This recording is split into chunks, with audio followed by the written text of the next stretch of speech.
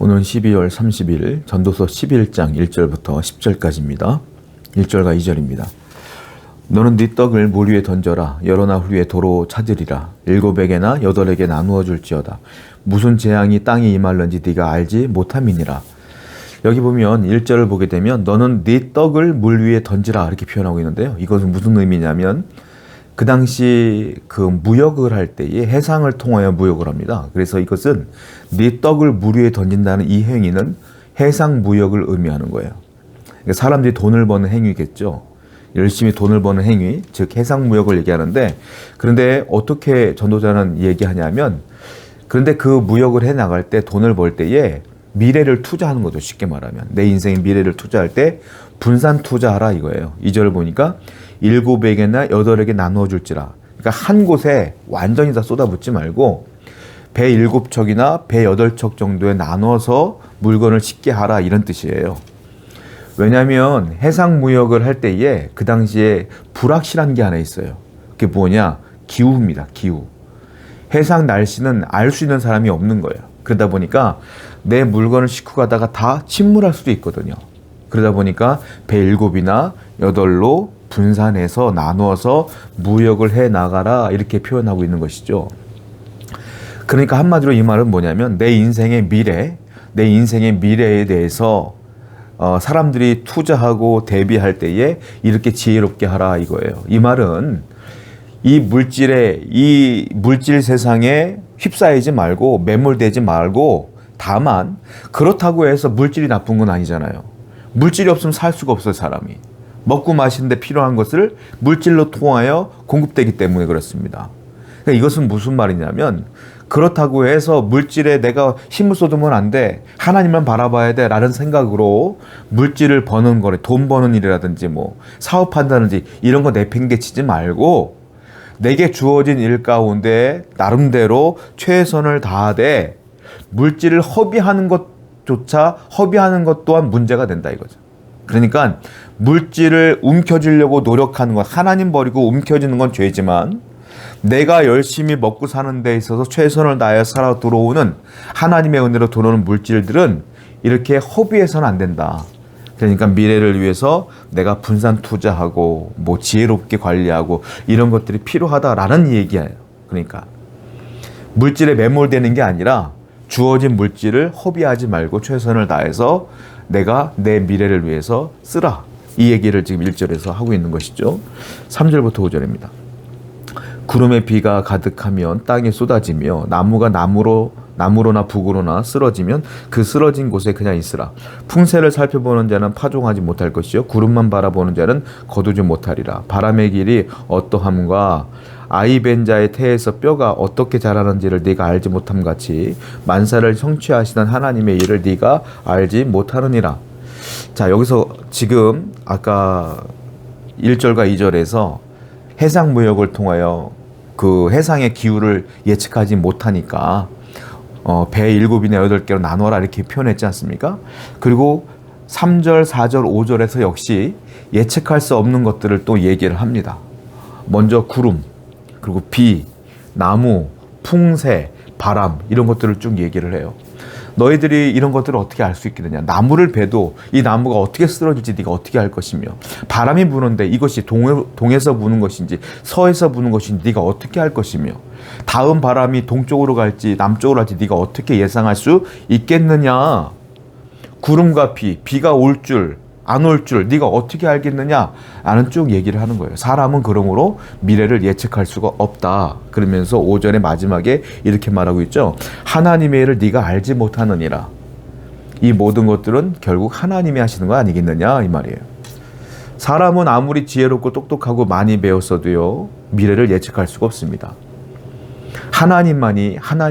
하나님께서 만드신 자연을 이루시는 분이 하나님이시기 때문에, 내 인생과 이 자연을 이끄시는 분이 하나님이기 때문에 여러분들의 미래를 하나님이 하시지 내가 알 수 있는 건 없어요.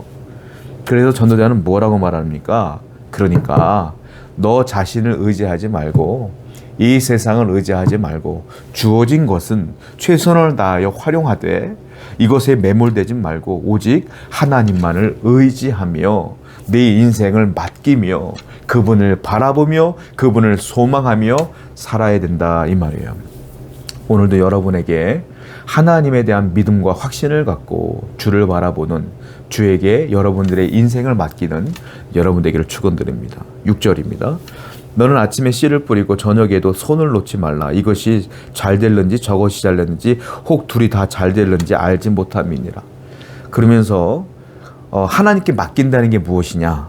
여러분, 하나님께 맡긴다는 게 아무것도 일하지 않고 기도만 하는 걸까요? 전도자는 그렇게 말하고 있지 않아요. 흔히 잘못된 진리를 가르치는 사람들이 야, 여러분 직장 때려치시고 교회로 오세요. 그리고 여기서 우리가 24시간 내에 기도하는 겁니다. 기도만 하라고 가르치는 분도 있어요. 혹 잘못된 리더입니다. 영적 지도자로 그런 사람 만나면 안 돼요. 자, 지혜자는 뭐라고 말합니까? 지금까지 하나님께 맡겨라 말해놓고 6절에 이렇게 말하고 있죠. 너는 아침에 씨를 뿌려라. 저녁에도 손을 놓지 말아라.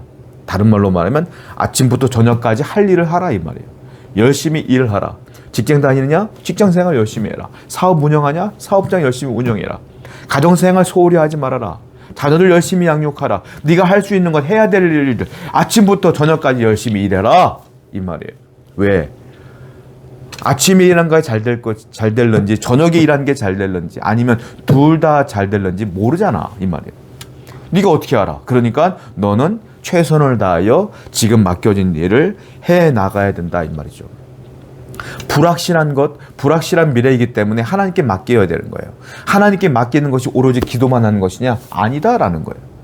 내가 불확실한 미래일수록 내가 지금 해야 될 일들을 최선을 다하여 해 나가면 하나님께서 그 하는 일 가운데 복을 주시고 은혜를 주셔서 여러분들의 인생을 이끈다 이 말입니다.